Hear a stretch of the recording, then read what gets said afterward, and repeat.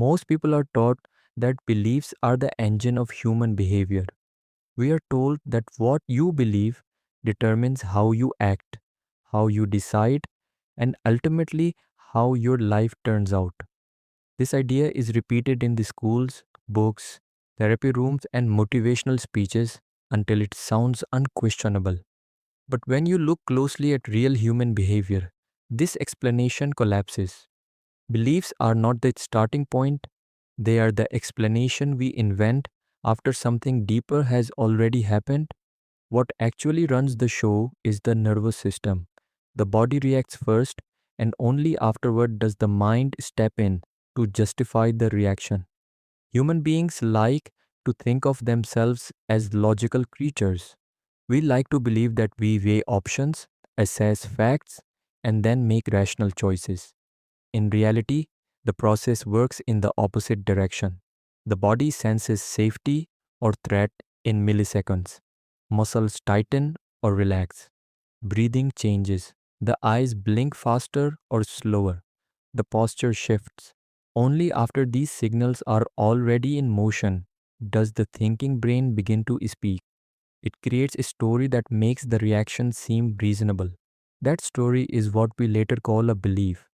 The cortex, the most evolved part of the human brain, functions less like a commander and more like a press secretary.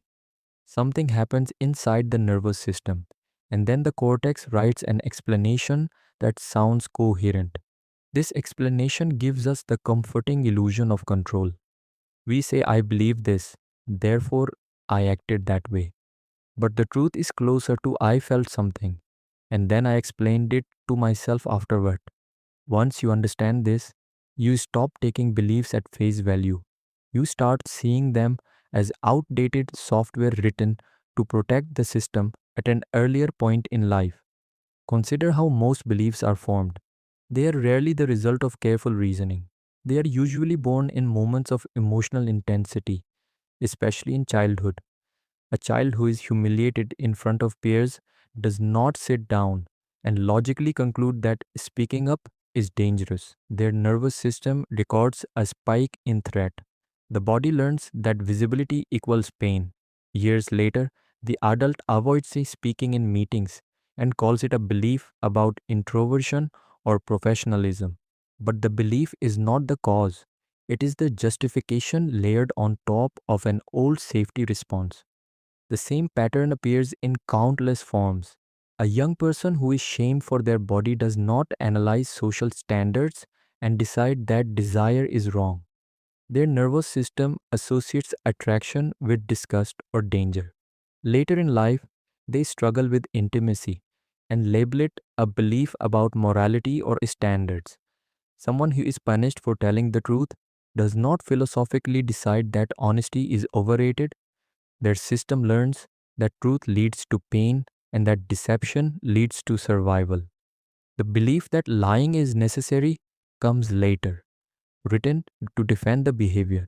When you view beliefs this way, they lose their authority.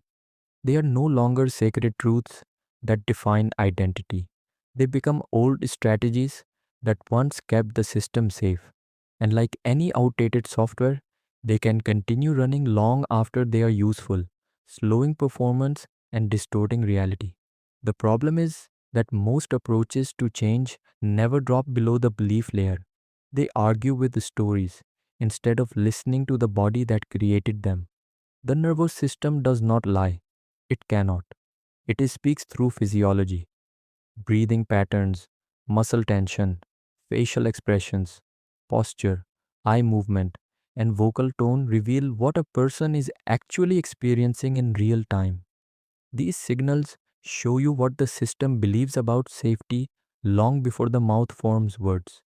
This is why two people can say the same sentence and mean entirely different things. The words are surface level. The truth lives underneath. Once you learn to observe this hidden layer, everything changes. You stop trying to convince people logically and start understanding what their system is protecting. You stop debating opinions and start recognizing safety programs. Every argument, every resistance, Every shutdown follows the same structure. Someone feels unsafe, unseen, insignificant, or trapped. Their system reacts. Their mind creates a story to defend that reaction. And both parties argue over stories while the real issue remains untouched. This is why traditional influence often fails. It speaks to the mask instead of the being. It addresses logic instead of physiology. It assumes people are choosing freely when most choices are reflexive. When you interact with someone at the nervous system level, the difference is immediate and unmistakable. Conversations stop feeling random. Reactions stop feeling personal. You can feel when a system softens or tightens in real time. Once you experience this, there is no going back to surface level interaction. At this depth, judgment disappears. Not because you force yourself to be compassionate, but because judgment no longer makes sense. You see that people are not being difficult, they are being protective. They are not irrational, they are regulated or dysregulated. You begin to see that approval functions as currency for some people, safety functions as a compass for others, and shame functions as a prison for many. These forces are visible if you know where to look. Influence at this level is not manipulation, it is alignment. It is the ability to meet the system where it is instead of demanding that it operate differently. If you want to change someone or change yourself, you stop talking to the mask and start interacting with what is underneath it. The mask is what people think they are. The being is what actually moves them. To do this effectively, you must understand the core structures that drive human behavior beneath language. The first structure is needs. Needs shape social behavior at the deepest level. They are not preferences, they are requirements the nervous system demands in order to feel stable. The primary needs that dominate human interaction are significance, acceptance, approval, strength, and intelligence. Each person organizes their behavior around one or two of these more than the others. A person driven by significance needs to feel impactful and distinct. They are sensitive to being ignored or minimized. A person driven by acceptance needs to feel included and welcomed. They are sensitive to rejection or distance. A person driven by approval needs reassurance that they are doing well. A person driven by strength needs to feel capable and unbreakable. A person driven by intelligence needs to feel competent and mentally respected. These needs form early and reveal deep fears and unresolved experiences from childhood. What makes these needs powerful is that they are visible. You can spot them quickly if you know how to watch. The way someone speaks, pauses, defends, jokes, or withdraws all point back to a dominant need. You do not need years of therapy to see this. You need attention and training. When you misread a need, conversations fail before they begin. When you meet the correct need, resistance drops without force. The second structure is decision pillars. Decision pillars dictate how a person chooses, not what they choose. They are the filters through which all options are evaluated. The main decision pillars are deviance, novelty, conformity, necessity, social influence, and investment. Each person relies on one or two of these consistently, often since his childhood. A person guided by deviance moves away from rules and norms. A person guided by novelty moves toward newness and stimulation. A person guided by conformity looks for what is accepted and proven. A person guided by necessity waits until action feels unavoidable. A person guided by social influence looks to others for validation. A person guided by investment commits once effort or resources have been placed. If you present a choice using the wrong pillar, it will not land. You might think the person is a stubborn or uninterested, but the truth is simpler. You are speaking a language their system does not use. This is why sales fail, arguments escalate, and relationships break down. People assume the problem is persuasion when the problem is perception. The third structure is values. Values point toward the future a person is chasing. They are not what people say matters, they are what behavior consistently moves toward. The most common end values are freedom, recognition, connection, growth, experiences, and information. These values determine what success feels like to a person and what loss feels like. Some values carry sadness when seen clearly. Many people place obstacles in front of themselves, not because they want to fail, but because chasing feels safer than arriving. If someone's value is growth without resolution, they may unconsciously avoid completion.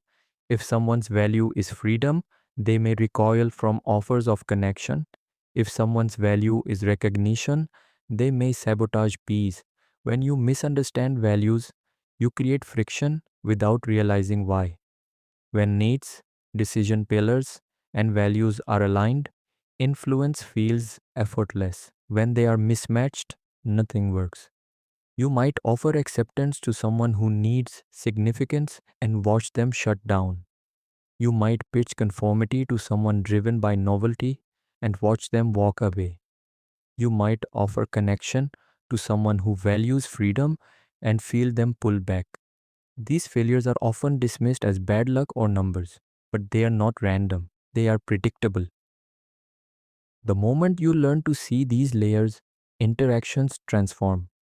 You stop hearing only words. You start seeing insecurities in breathing patterns. You recognize needs in pacing and emphasis. You sense decision styles before questions are answered. You notice when someone values safety over freedom or recognition over connection. And once you see it, you cannot unsee it. Arguments collapse before they start because you understand what is actually happening. You are no longer reacting to tone or phrasing. You are responding to the system beneath them. This is what it means to be in a room that others are blind to.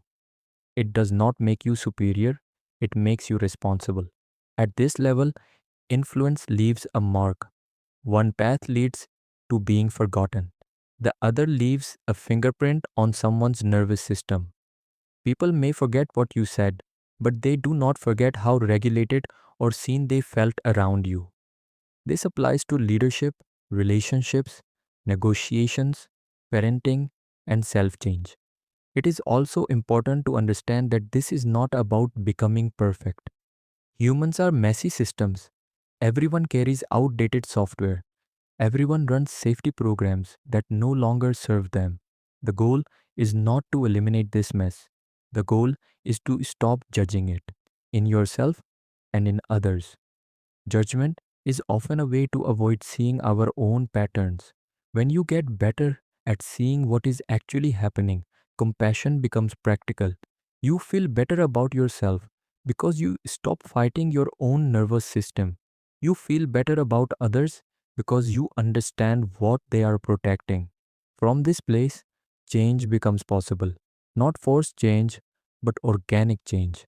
This is not self help in the traditional sense. It is not about confidence slogans or positive thinking. It is a behavioral operating system. It explains how humans decide, comply, resist, or fold under pressure. It explains why conversations feel unpredictable until they do not. Once you see behavior from this angle, life stops feeling random. You begin to recognize that influence is not about control, it is about clarity. It is about seeing what is real instead of what is said. And once you have that clarity, everything you do becomes more precise. You speak less and land more. You push less and move more. You stop mistaking the mask for the person.